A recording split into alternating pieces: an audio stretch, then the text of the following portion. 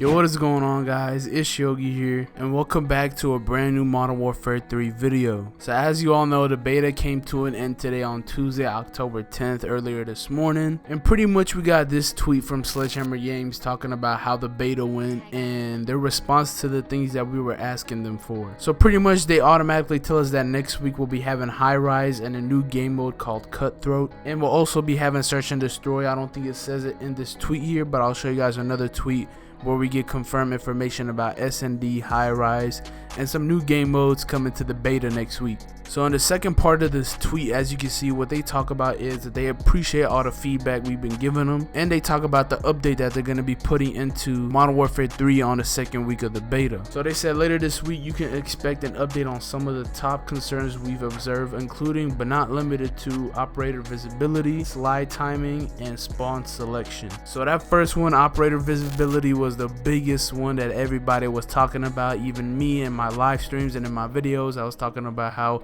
it's kind of hard to see people in this game, especially differentiating your teammates and your enemies. And it's not just about how everything looks, it's mainly about the nameplates and stuff like that. The nameplates have no like background on them, and for some reason they disappear too quickly, or sometimes they don't even appear. So sometimes you get people spraying at their teammates and emptying a whole mag in them and realizing that it's their teammate, but for some reason the nameplate is not popping up. So I feel like the nameplate is something that they're going to focus on a lot, because seeing your enemies or seeing another player really isn't that hard. It's just hard to tell if it's your teammate or not. The second thing that they're working on is the slide timing. So if y'all didn't know, if y'all played the beta, y'all know exactly what I'm talking about, or what this tweet is talking about. But if y'all didn't play the beta, pretty much whenever you try to slide cancel, there would be like a little hitch, or you would like stop for some reason. There would be like a little, I don't know, it just felt like you were stuck on something whenever you try to slide. It would just be a little bit weird. So apparently they're gonna fix that, which is a really good thing. That's one thing that everybody else was talking about as well. And then we got spawn selection. I mean, spawns is always something that they always are gonna work on. Spawns have never been perfected. Even when they do become perfected, people abuse it and start spawn trapping people, which honestly I prefer that method. I mean,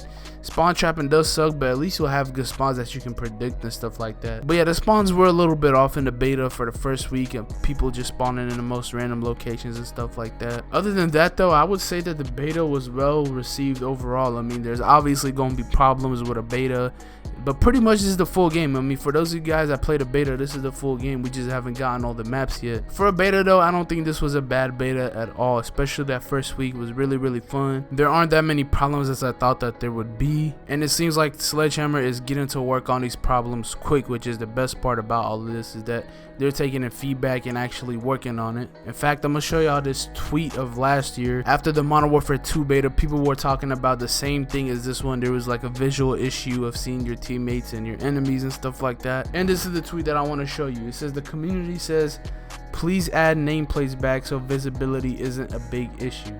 And then Infinity Ward says, we're working on a solution that is not the traditional nameplates. And then as you can see, there are just question marks because it doesn't make any sense. We're asking y'all to fix the visibility issue, but they don't want to fix it. Then they say enemy visibility is something that came up throughout both weekends of our beta. While many of you remarked on the improvement in the weekend 2, we'll look to tweak increased enemy visibility to allow for better visual tracking of opponents that is not solely the traditional nameplate. It's just interesting to see the way that both dev teams try to respond to the stuff that's wrong with the game. I mean, obviously Sledgehammer is just getting right on into it.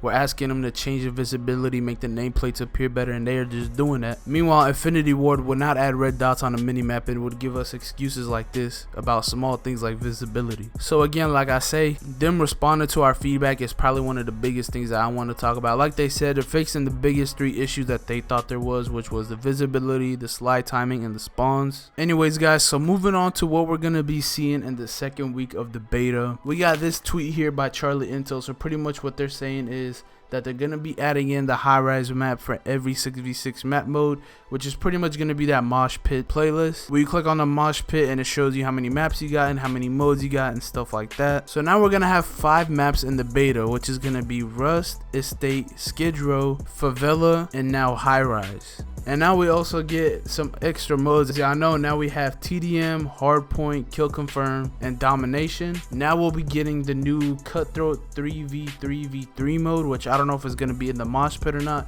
but I know for sure Search and Destroy is going to be in that mosh pit, so we also got that coming to the game. And then on top of that, we have the Orlov military base, which is another ground war map coming to the beta. And again, remember guys, the beta for weekend 2 starts on October 12th at 10 a.m. Pacific time. So the first 2 days obviously are going to be for Xbox and PC, which is early access. For PlayStation is going to be open all of next week, but for Xbox and PC, the first 2 days are going to be early access, and then the last 2 days of the beta are going to be open for everybody. If y'all looking for a beta code, I'll be streaming on the first 2 days and giving away beta codes, so make sure y'all tune into the stream to get some free beta codes if y'all want some. But yeah, anyways guys, that'll be it for the video. Let me know in the comments down below what y'all think of the beta updates that they're giving us. Is there anything else that you noticed that you wanted them to change other than the slide being messed up, or the spawns being messed up, or the player visibility? Is there anything else that you wanted to see change in the second week of the beta? Also, what do y'all think of High Rise and Search and Destroy coming to the weekend 2 of the beta? But yeah, let me know in the comments down below what y'all think. If you guys enjoyed this video, make sure y'all leave a like, subscribe, and